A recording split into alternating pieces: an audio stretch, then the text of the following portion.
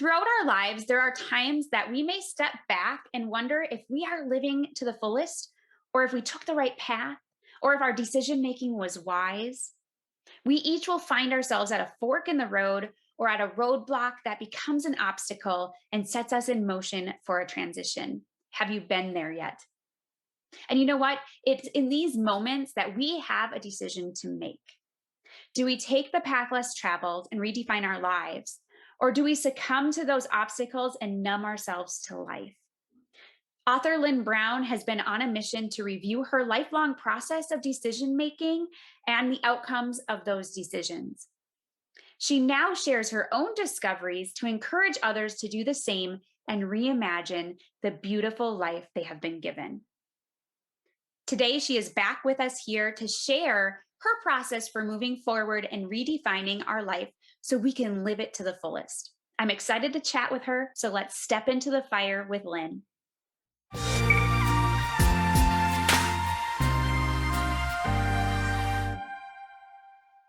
Hey, Lynn, thank you so much for joining me again on Red Hot Mindset. Well, thank you so much for having me again. I appreciate it. Lots of fun.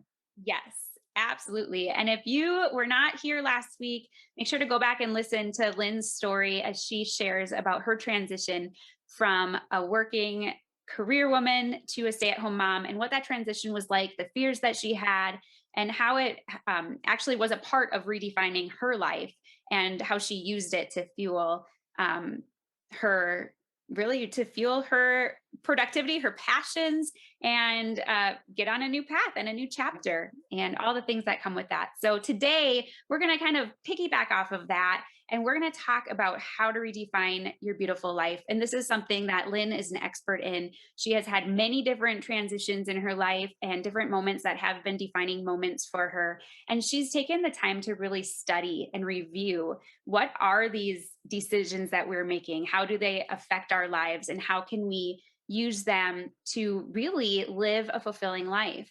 So I know that you have had many of these redefining moments. And we talked about the one in particular about coming home. Was there any other defining moments that really stand out to you? Well, in the book, I mentioned that, there are a lot of trivial things that happen to all of us, and we don't necessarily realize at the very moment some trivial successes or trivial little details, our choices that we make, how they sort of define us. I will say that in the lemonade stand, Gabe, I don't know if you remember, but there was I went to see my college. They sent all the seniors to see a college counselor Okay. to let you figure out what your career path was going to be and what you wanted to do. And he wanted to know about something that had that I was really excited about, that had really was a big deal to me. And I mentioned this really trivial little dumb thing that had happened to me concerning a co-ed baseball team that I was on, and that I was so thrilled I was able to catch this fly ball. You should have seen the look on the man's face. He was like, okay, you've gone to college for 4 years, and this is like what you're coming up with is catching a fly ball. But when I walked out of there after having met with him, I was just really clear that it was that moment. It was like, hey, you know what? You can't tell me. Anybody can't tell me what's important to me. And I think that that's something that I would impress on all of us, is that I can't tell people what's important to them. Everybody has their own process. What I did is go back and look at my own process to see sort of how I walked through redefining life, because your life should be beautiful. You should be joyful. You should be having fun. It's not all a piece of cake all the time. It's not joyful 24/7. And having teenagers isn't necessarily always the most fun thing in the world, and different phases of their lives. I mean, everybody comes from a different place, Mhm. both uh, lifestyle, financially, um, location. Everything about each of us is unique and different. And yet, the only thing that I can really latch onto is, and hopefully to help someone, is the process that I personally went through and what I found after having gone through and really taken a look at the way that I made decisions throughout my life thus far. Yeah, I love that. So, how has this? I would think you might have even answered a little bit of this, but how did this become a mission for you? What made it such a passion that you have? I think, I kind of I think about I think a little bit more about women, to be honest with you, than I do about men walking through this process. Men have always just done what they're going to do, and women have had over the past 40 years all this stuff piled on them about what they're supposed to be doing. Mm, And so I think I had to really take a look and wanted to really help women to understand that they don't have to do everything, but what we as people really need to do is to define our lives should be, at the end of the day, we should be really happy and joyful and thankful, and I guess proud is not a word I would use because that's not necessarily the right word, but glad that we spent our time the way that we did and the things that we did. And we all have so many chapters in us as the years and decades go by, mm, that my whole process is don't get stuck and define yourself in one moment of your life and not be able to move forward. And there mm. are a lot of things that go along with that. It's experience, it's decisions, it's fear. There's fear. It's the people. It's you know there are a lot of whys in your road for Yeah. sure. Yeah, there are. And we do sometimes get stuck in Yes. that, in the past, or in the decisions, or Mhm. fester on them. Was this right? The what ifs, Yes. or Yes. what would have Yes. happened if I did this, or if I had Right. gone this path. And that's one of the largest obstacles we face in transition. Hmm. And I know moving forward is a good thing, It but is. how can we relate it? How can we know that when you move forward, it's a positive thing? Why is it important for us to not look back at the what ifs, and to do that and to move forward? Well, I think we all need to take a look at the things that make us happy, the things where we've been successful. And sometimes you can be successful and not necessarily be happy. So you really need to take a look at what I would say are your own successes to see where you are. You need to examine the things that you've enjoyed in your past. If you can take a look at yourself and find out um, what you've done and where you are and who you are and what's made you happy and what you like to do, you can certainly start to instigate change and project how you want to be down the road and the different paths that you may want to take, and that one path does lead to another path. And I think that if you can define for yourself what your joy is, what your passion is, where you want to be, like I said, find the evidence about what you are interested in, where you want to be, and then make some decisions. And they aren't decisions that you necessarily have to act on today or tomorrow or next year or 2 years from now. But where do you want to be? Ask yourself, what do you want to be doing?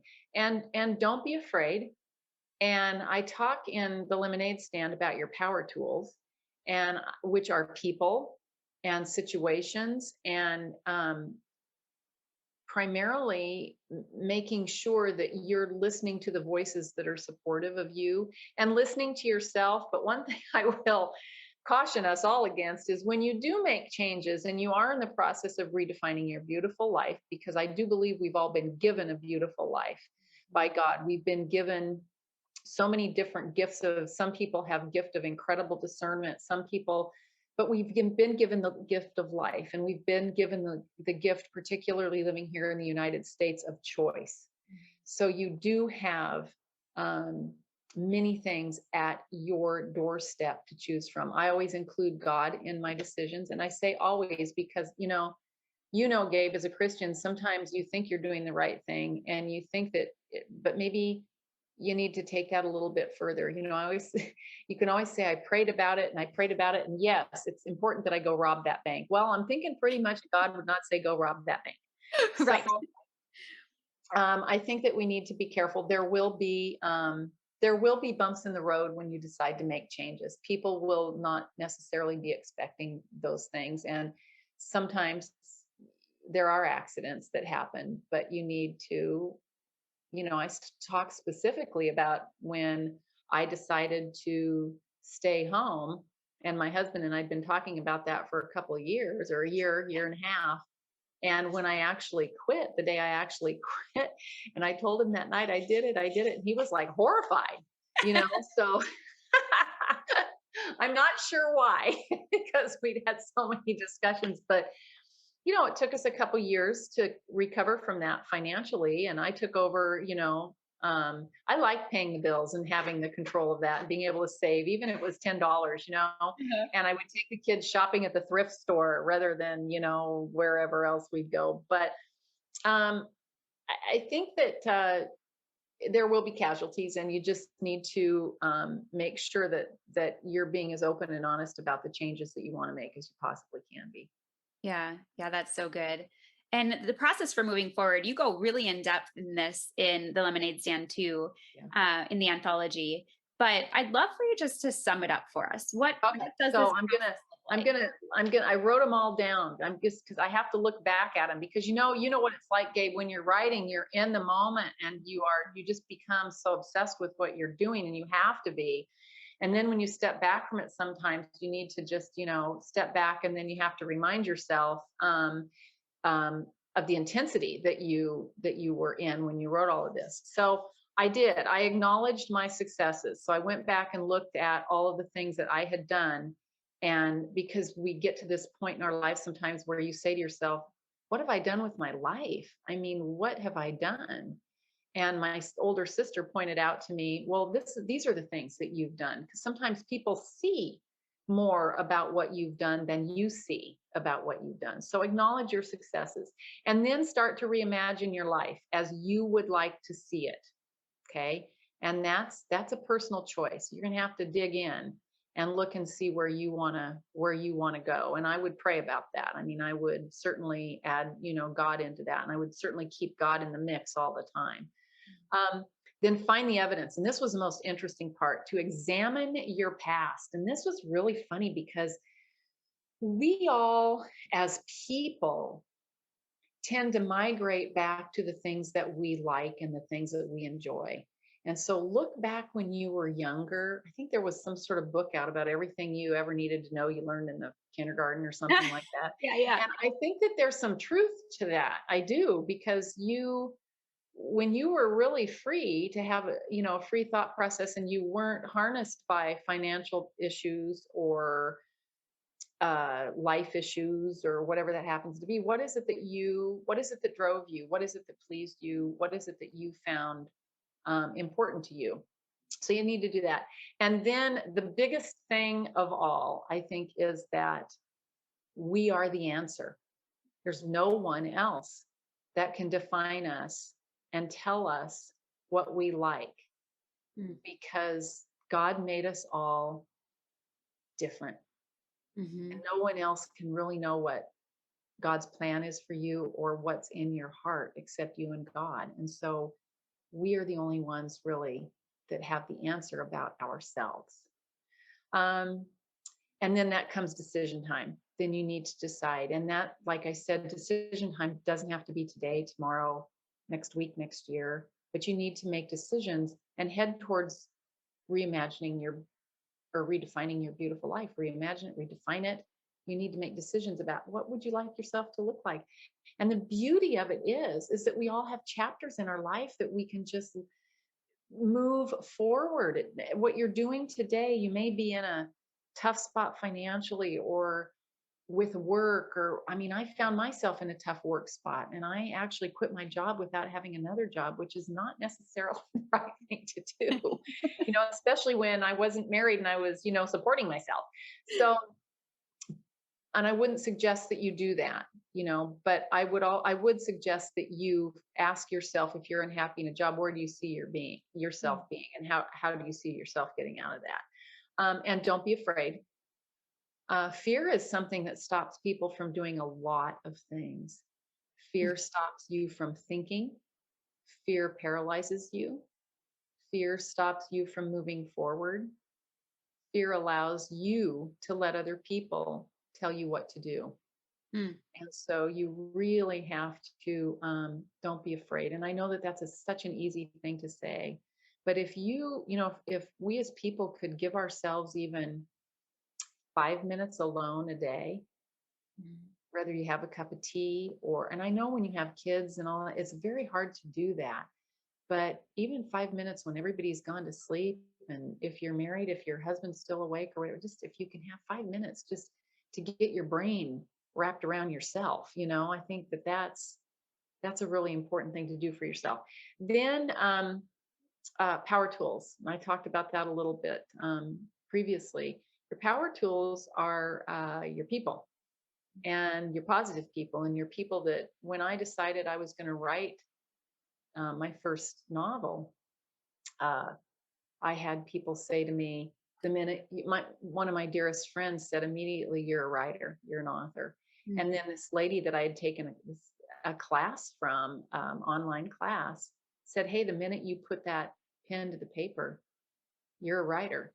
And then I had another person laugh and say, "You can't write a book." And those are naysayers, and we all have them. Yep. And so maybe at some point in time you have to see, and especially if it's a relative, that's really a difficult thing to walk away from. But you can distance yourself from that type of behavior, and you have to be strong. Mhm. Yeah, And I you always go say, ahead. Oh, go ahead. I always say, I'm putting them on a timeout, Yes, yes, especially absolutely. family, because you can't Yes, like just take them out of your life, right? But you can give them a timeout if they need one. yes, absolutely. And you can choose not to listen to what they have to say, because Yeah. you know what? We can do. Who said we're limited? Who Mhm. who determined that we were limited in what we wanted to do in our lives? God certainly doesn't limit us. God points us in the right direction. Yep. Um, so your power tools are important. And then another thing that's critical is give yourself a gift. And the gift is that you approve of what you're doing. Mm. You've talked to God, you've prayed about it, you've decided what your direction is. Go ahead and give yourself the green light. And again, it doesn't have to be something that happens overnight. You might have to tread gently because change scares people, Gabe. Oh yeah, change is scary. I think it's one of the scariest things. People don't like change. No, I see that no. like when I was in fitness, I used to teach fitness classes. Everyone was in the same spot every time, and they'd get mad if someone took their bike or whatever because that's their bike. That's the one they're on. But we don't like change, and it's so funny. Yeah, yeah. Like how do you get It's out of your rut? true. You move, you go to a different spot.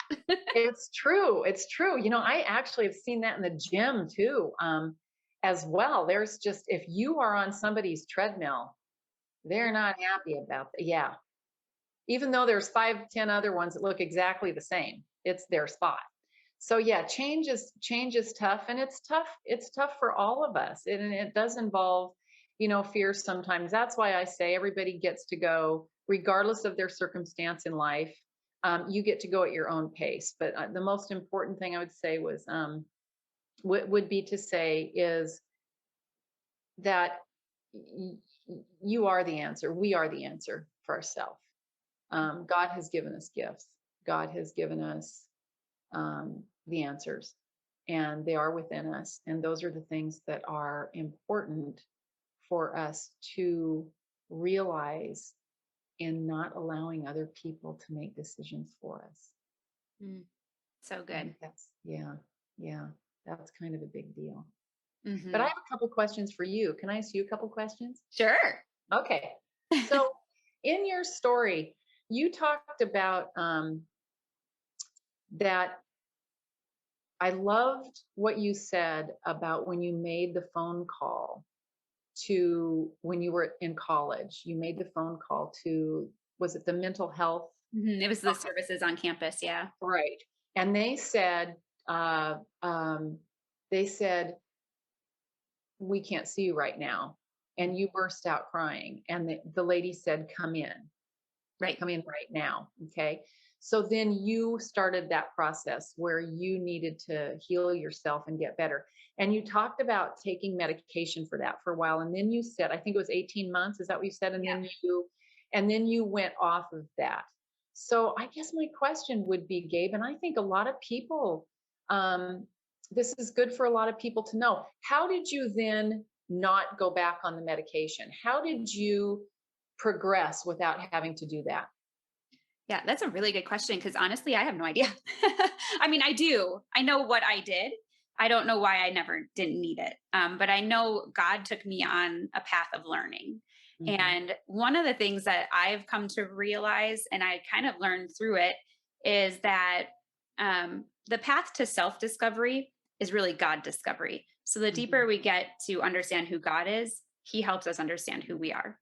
And um, I went into this deep dive of personal growth and trying to understand my mind and understand how the body works and why I have these emotions that I have and how to control them, because we were given emotions; those were a gift from God.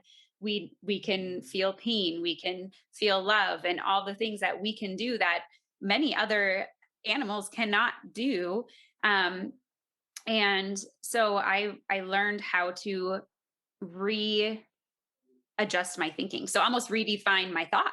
So redefining our lives, but I was redefining my thoughts at the same time. And what I learned, because we talk to ourselves more than anyone else. And we usually are talking negative most of the time to ourselves. Oh man, I can't believe I did that. Oh, that was a stupid thing to do. Oh, I'm not good enough, or I can't, I'm not like that person. We compare ourselves, right? But it's redefining those thoughts and turning them into positive words of truth from God. And Yeah. He helped me learn His promises. You know, He came so that we could have life and have it abundantly. He came as our healer. He came, um, and He can do a work in us. And that's what He did. He really did that. And at first it was shame because I was a Christian. Why am I having these feelings and thoughts? And why do I have to go on medication? That's something that's kind of like, really, you can't do it on your own. You can't do it with your faith. Um, but then God really kind of spoke to me and said, who created the medical space, right? Who created the doctors? I did, right? Good And point. Yes. so, Yeah. yes, I don't want you dependent on it for the rest of your life if you don't have to be, but there's a reason and a time and a place for it. And honestly, if I needed to stay on it, I would have. And it really was a training of my mind. And it's crazy how powerful it takes. A long time. And I'm telling you, I'm still working on it. It's a daily Yeah. habit that I have to create. But as I've gone through it and I start seeing, I can point out the lies easier and I can turn them into truths because it's been a practice that I've been doing. Yeah. But that's really what it took to get me to that point where I felt like, okay, I can come off. Mhm. But I did also tell myself if I needed to go back on, I would. Yeah. But I didn't need to. And Right. I would say God healed me of Right. the deep depression. But there are times, are whenever I'm in transition or there's a time of pain, that those feelings and those things come back. And I have to like Yeah. mentally shift, you know?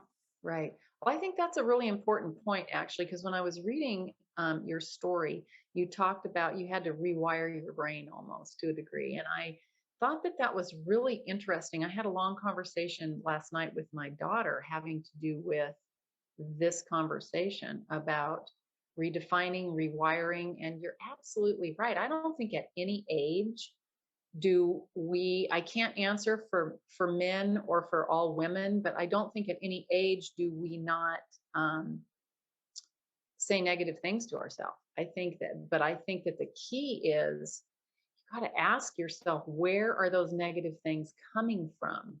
Mhm. We're not perfect people,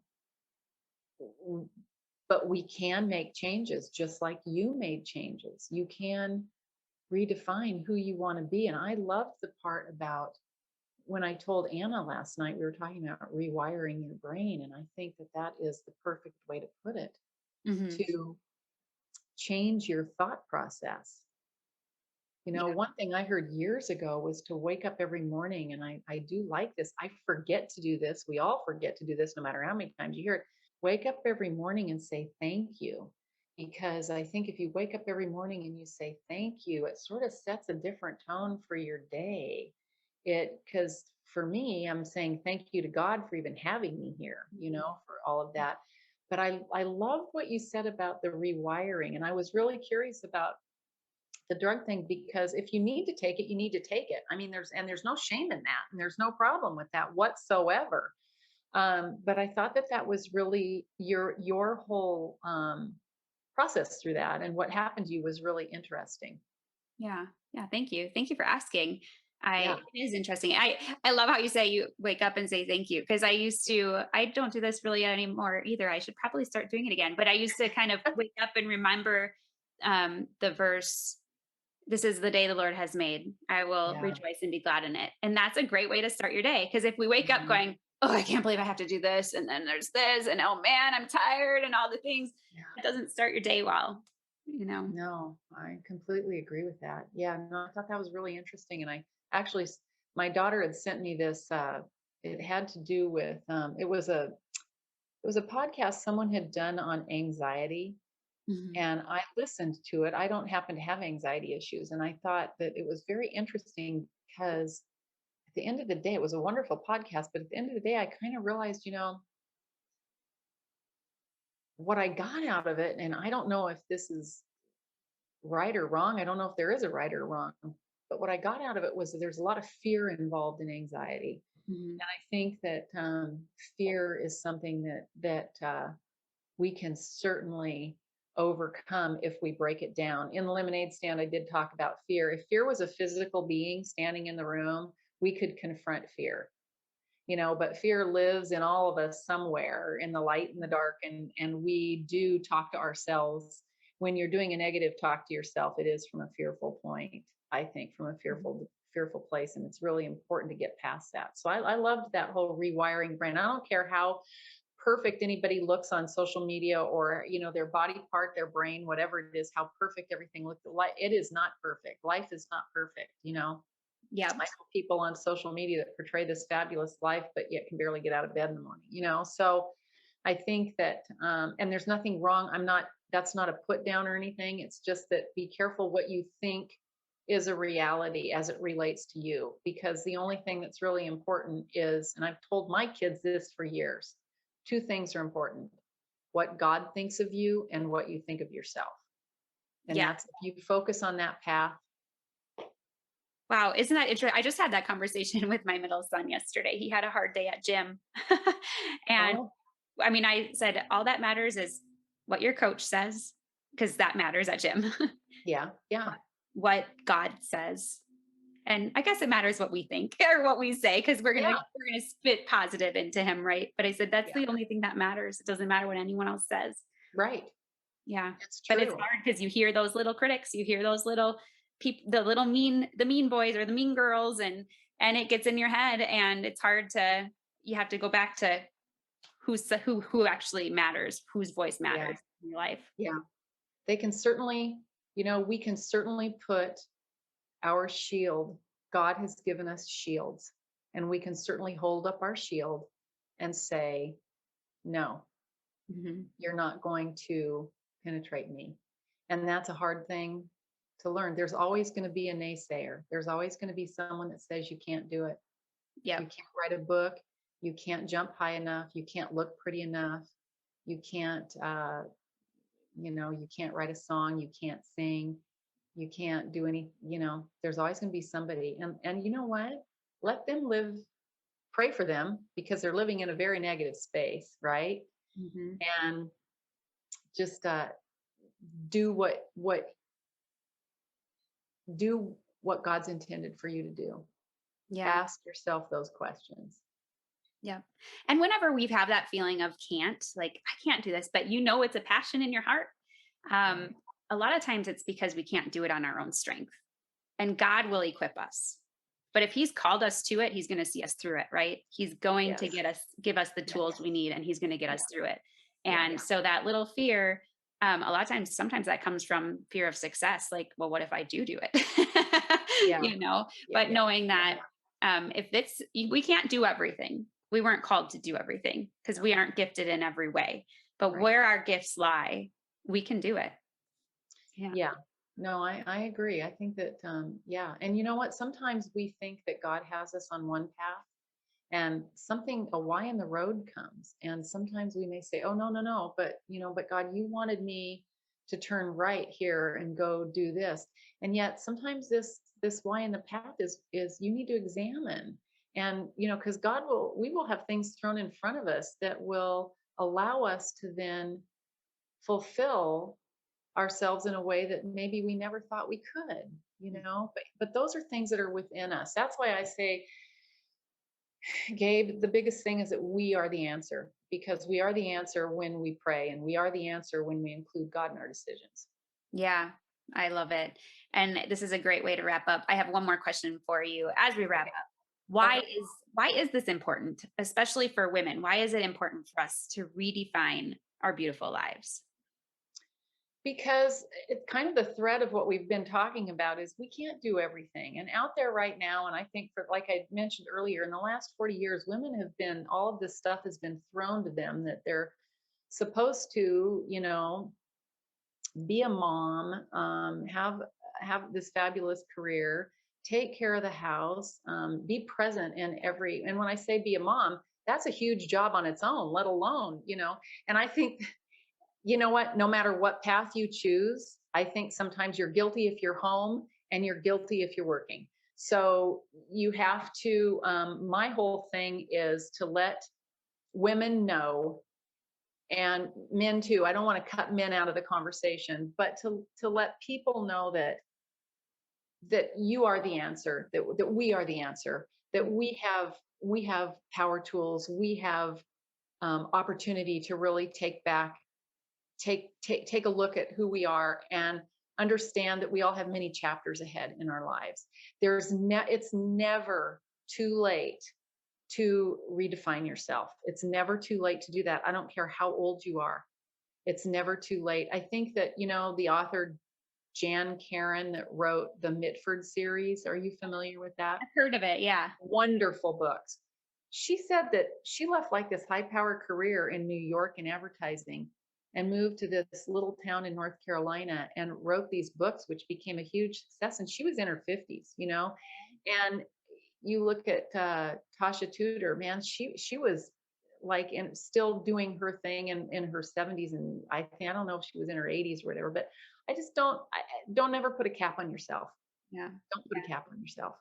I think that's a great way to finish this off, because that's one of the most important things. We shouldn't cap ourselves. No. We should just go with where we're feeling and where God's leading, and that's the best place to be, is in His will. So, Yeah. this is so fun. And if you want to learn more, if you want to get Lynn's book 3, it's 3thebook.com. That's where you can find her and get a hold of her. And also check out Lemonade Stand too. It's the anthology both of us were a part of. We both wrote a chapter in there, and her chapter goes way more in depth onto this topic. So if this resonated with you, make sure to grab Lemonade Stand 2. I'll link it in the show notes for you. You can find it on Amazon or on my website.